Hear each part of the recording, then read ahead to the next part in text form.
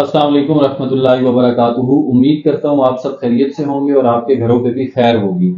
आज हमारे साथ सर हाशिर सलीम मौजूद हैं, जो कि मेंटोर एकेडमी में पिछले 1 साल से फिजिक्स पढ़ा रहे हैं और आज आपको ये बताएंगे कुछ इंपॉर्टेंट क्वेश्चंस जो मैंने इनके आगे रखे हैं और वो तमाम स्टूडेंट्स को गाइड करेंगे कि किस तरीके से फिजिक्स की प्रिपरेशन बेहतर की जा सकती है।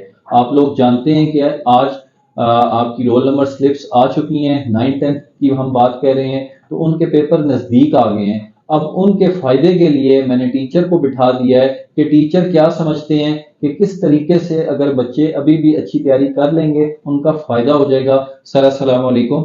वालेकुम सलाम। कैसे हैं आप, खैरियत से हैं? अल्हम्दुलिल्लाह। सर मैं आपसे अब सवालात का जो सिलसिला है ना वो स्टार्ट करूंगा। आप मुझे सबसे पहले ये बताएंगे कि बच्चे जो फिजिक्स में वीक हैं वो किस तरीके से इम्प्रूव हो सकते हैं। बिस्मिल्लाहिर्रहमानिर्रहीम। अच्छा सर, ये बड़ा ही बेसिक एक मसला है बच्चों का कि इम्प्रूव नहीं होता उनका, क्योंकि फिजिक्स को अगर देखा जाए ना तो इसकी हम डेफिनेशन भी पढ़ते हैं कि एक्सपेरिमेंटल एक सब्जेक्ट है, लेकिन बच्चे इसको ज्यादातर एज अ रटाफिकेशन लेते हैं, रटा मारते हैं, पेपर दे आते हैं।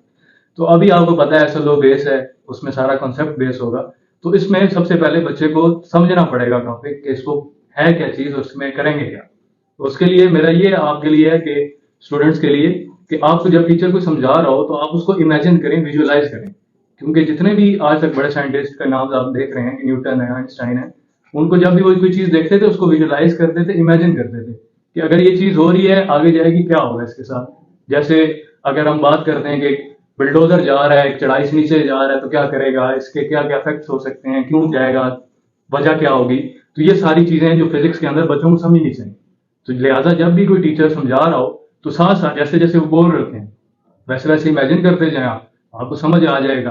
ठीक है, क्योंकि अभी आपके स्कूल इतने वेल इक्विप्ड नहीं है कि आपको एनिमेशन दिखा रहे हो, इसलिए आप अपने माइंड को इस्तेमाल करें और ये बहुत पावरफुल चीज है।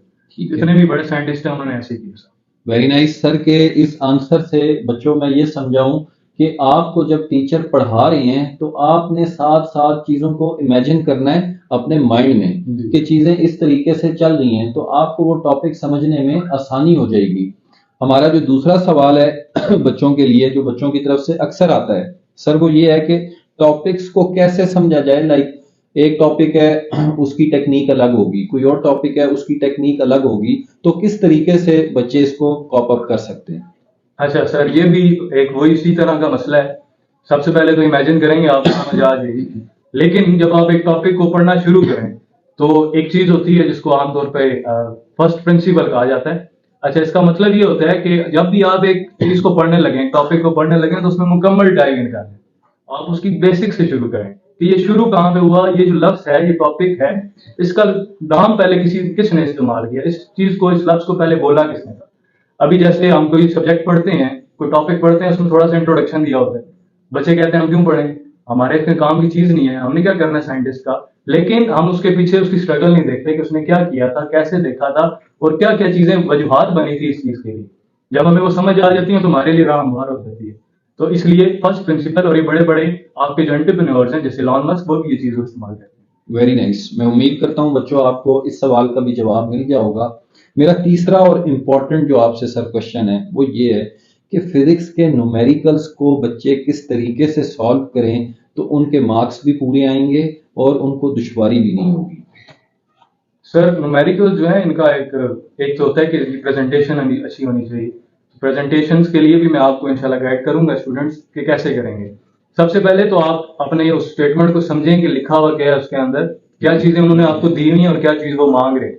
जब आपको वो चीजें पता चल जाएंगी और उनको लिख लेंगे, यानी कि जो चीजें आपको दी हुई हैं उनको आप गिवन डाटा की हेडिंग के नीचे लिख लें, जो चीजें उन्होंने आपसे मांगी हुई हैं उनको एक और हेडिंग, रिक्वायर्ड की हेडिंग में नीचे लिख लें। जब आपके पास ये दो चीजें हो जाएंगी तो आपके पास एक ओवरव्यू होगा कि कौन सी चीज है, कौन सी नहीं है, फार्मूला कौन सा इस्तेमाल करूंगा। और अभी तो ये आपको फायदा है कि फार्मूलाज एंड पे दिए होते हैं, तो आप आसानी से पिक कर सकेंगे कि हाँ ये वाला फार्मूला यहाँ पर फिटिंग हो। जब आप ये कर लेंगे तो फिर उसके बाद आप आसानी से उसको सॉल्व कर सकते हैं। मीन्स ये है कि प्रेजेंटेशन का ठीक होना, अच्छा होना, दैट इज वेरी इंपॉर्टेंट। जी सर, यानी कि 3 हेडिंग्स के अंदर आप इस काम को करें, given, required and solution. Given, required and solution. बच्चों आप समझ लें कि गिवन क्या है, आपको रिक्वायर्ड क्या है और इसका सोल्यूशन क्या है, और फार्मूला आपको ऑलरेडी गिवन होगा, आपने फार्मूलाज में से फार्मूला पिक करना है कि यहाँ पे कौन सा फार्मूला इंप्लीमेंट हो रहा है। That is very easy. Last question sir हम आपसे करेंगे कि मुख्तलिफ बच्चों को आप क्लास में पढ़ा रहे होते हैं, आप क्या देखते हैं कि बच्चों को क्या इश्यूज नॉर्मली फेस हो रहे होते हैं फिजिक्स की अंडरस्टैंडिंग में? सर सबसे पहले तो ये मसला है कि बच्चों को ना इंग्लिश में थोड़ी सी प्रॉब्लम होती है, और आपको पता है कि फिजिक्स ज़्यादातर इंग्लिश के अंदर है। तो जब वो इंग्लिश पढ़ते हैं तो उनको कुछ समझ नहीं आती, और अगर टीचर समझा भी दे कि ये चीज़ है, तो जब टेस्ट आता है या पेपर में वो सवाल आता है तो उनको पता नहीं लगता कि इसके नीचे लिखना क्या है। और फिर अगर पता चल भी जाए तो इंग्लिश खुद से लिखने उनको आती नहीं है। तो सबसे पहला ये है कि आप इंग्लिश को इम्प्रूव करें, ताकि जब आपके पास कोई एक सवाल आउट ऑफ कोर्स भी आ जाए, यानी कि आपकी बुक में या कंसेप्चुअल क्वेश्चन में वो नहीं था, तो आप उसको समझकर खुद से आंसर लिख सकते हैं। ये सबसे बड़ा पिक पॉइंट है सर। और फिर उसके बाद वही चीजें जो मैंने पहले कही कि जब आपको समझाया जा रहा हो, क्योंकि बच्चे देखते हैं सर समझा रहे हैं और बस वो सर के लफ्जों पे ध्यान देते हैं, ये नहीं देखते कि अगर मैं इसको सोचूं, जरा इमेजिन करूं तो क्या चीज हो रही होगी। तो फिर ये ज्यादा बेहतर हो सकता है, क्योंकि बुक की तो सब कुछ नहीं है। टीचर का मकसद ये है कि वो आपको समझा सके, और आप तब समझेंगे कि जब आप फिजिक्स को विजुअलाइज करेंगे। मेन पॉइंट है विजुअलाइज करें। फिजिक्स जो है एक्सपेरिमेंटल टॉपिक है, आप इसको सोच कर ही कर सकते हैं, वैसे ये नहीं होगा। Thank you very much sir. आपने जो बातें की हैं उसमें इम्पोर्टेंट ये है कि आपने इमेजिन करना है अपने माइंड के अंदर कि ये टॉपिक है क्या और इसमें हमें क्या समझाया जा रहा है। और दूसरा कि आपकी जो इंग्लिश है वो भी अच्छी होनी चाहिए। आपको जो स्टेटमेंट आ रही है वो स्टेटमेंट का मतलब आपको पता होगा तो आपकी चीज़ें आगे चलेंगी। लेकिन इससे ये मैं आपको बता दूं कि सारे के सारे मज़ामीन, चाहे वो फिजिक्स है, केमिस्ट्री है, इंग्लिश है, दे आर इंटरकनेक्टेड।